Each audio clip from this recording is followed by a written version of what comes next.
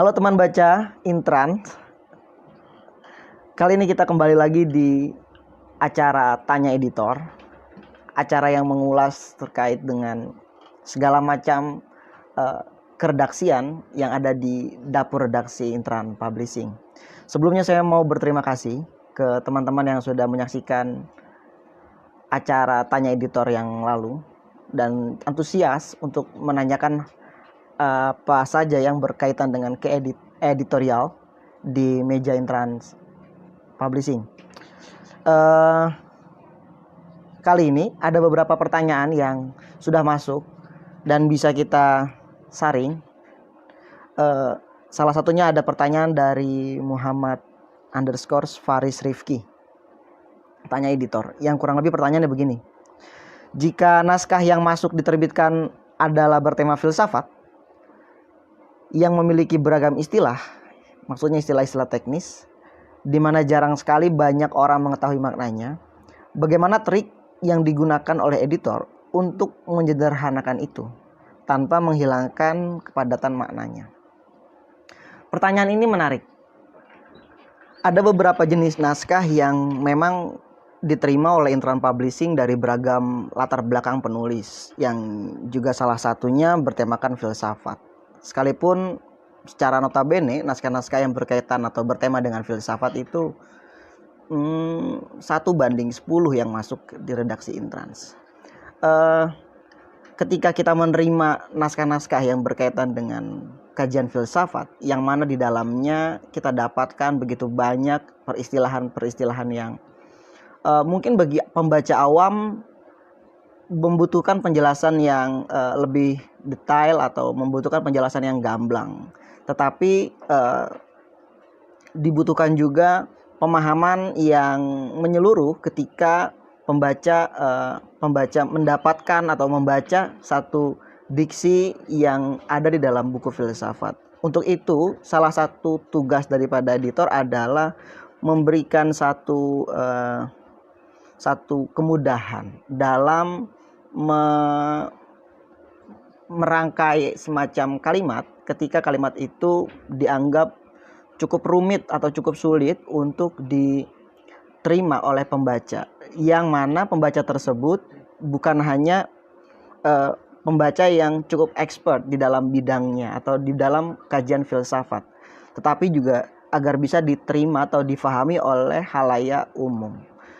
Untuk itu, tanpa mesti merubah substansi daripada maksud daripada satu kalimat atau daripada satu paragraf, dan tanpa menghilangkan kalimat-kalimat inti di dalam satu atau point of view di dalam satu paragraf, salah satu tugas editor adalah meletakkan mana kalimat yang itu menjadi point of view di awal kalimat, kemudian menambahkan bunga-bunga yang lain atau rangkaian-rangkaian kalimat yang lain sebagai penjelas daripada kalimat inti dari satu paragraf atau daripada satu susunan kerangka berpikir yang penulis maksud. Atau ada begitu cara lain untuk memberikan satu penjelasan bagi peristilahan dalam filsafat yang sulit, misalkan dengan menggunakan glosarium yang diletakkan di awal dari buku, bukan di belakang dari buku. Yang ini tujuannya untuk mempertegas standing posisi daripada satu makna kalimat yang dihadirkan penulis di dalam satu buku tersebut.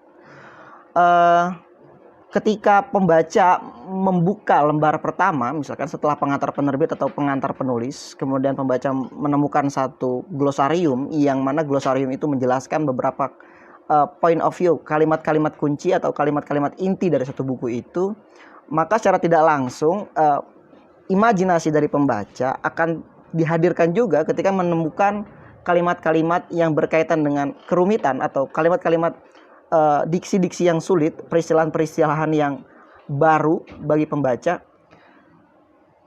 Selanjutnya ada pertanyaan menarik dari saudara Ikang Masud. Mas Ikang Masud ini bertanya, dalam proses editing buku, intensitas quality controlnya bagaimana, katanya. Begitu. Ini menarik. intensitas quality control di dalam Intrans Publishing atau standar yang dilakukan oleh editor internal publishing itu umumnya setelah naskah masuk, itu naskah direview terlebih dahulu. Naskah direview paling maksimal itu 6 bulan untuk naskah direview. Proses mereview naskah. Yang mana proses review itu juga bukan hanya berkaitan dengan substansi dari naskah, tetapi juga kami di editor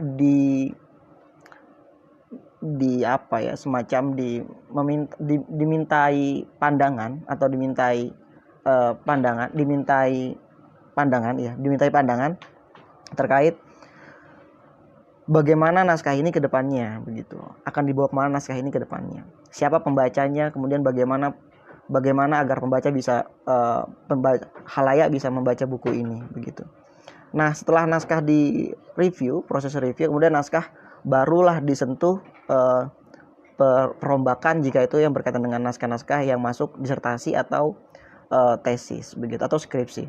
Nah, ketika proses perombakan itu juga membutuhkan waktu yang cukup lama, paling tidak kalau untuk merombak naskah itu sebulan 2 bulan lah ya, kira-kira begitu. Untuk editorial sendiri itu dibagi menjadi beberapa macam editorial, semacam seperti edit mekanik, kemudian edit aksara, kemudian ada penyeli aksara, kemudian ada lagi yang berkaitan juga dengan edit substansi jika itu memang dibutuhkan, begitu. Nah, umumnya jika teman-teman membaca satu naskah yang terbit di internal publishing atau di penerbit yang lain mungkin kerap menemukan beberapa catatan atau tulisan yang tipenya banyak, kemudian dibaca kurang enak atau dibaca kurang menarik. Ada beberapa faktor sebenarnya yang bisa dijawab untuk mencerahkan pertanyaan ini. Secara umum pertanyaan itu memang ditujukan kepada editor. Tapi kalau dilihat dari sisi kesalahan atau dilihat dari sisi kekeliruan, sebenarnya ada beberapa peran juga yang terlibat di dalamnya. Ya, salah satunya juga editor dan ketelitian dari editor atau controlling di proofreading atau mungkin lupa atau mungkin keselip, mungkin khilaf, tapi memang itu mestinya nggak boleh terjadi. Nah, faktor yang lain yang membuat keburu-buruan dari editor adalah kegunaan naskah.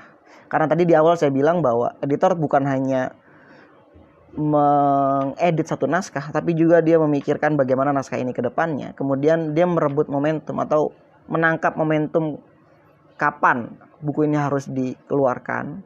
Dan juga itu berkaitan dengan kebutuhan penulis yang akan menggunakan naskah itu pada momentum apa dan kapan. Umumnya ketika naskah-naskah mepet-mepet jarak waktunya atau jenjang penerima naskah dengan penerbitan naskah, kekeliruan atau typo itu pasti sering sekali terjadi.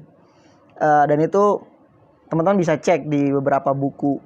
Mungkin di internet juga akan ada teman-teman sering menemukan beberapa tipe-tipe itu, dan itu memang kesalahan kami dari di editor, begitu.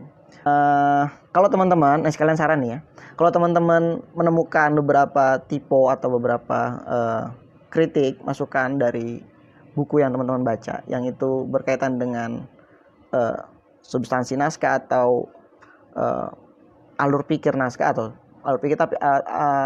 diksi-diksi naskah yang typo, begitu, misalkan salah ketik atau salah tulis, itu bisa langsung memberikan kritik atau bisa di DM di Instagram internal publishing, gitu ya. Itu saja. Terima kasih buat 2 pertanyaan yang menarik, tanya editor. Mungkin di kesempatan yang akan datang kita akan melanjutkan beberapa pertanyaan, menjawab beberapa pertanyaan dari teman-teman yang menanyakan tentang meja redaksi atau dapur editorial di penerbit Intran Publishing. Terima kasih pada teman-teman sudah membaca buku-buku Intran atau karya-karya Intran dan juga sudah menyaksikan video ini. Terakhir, saya Abdurrahman Sofyan. Salam literasi.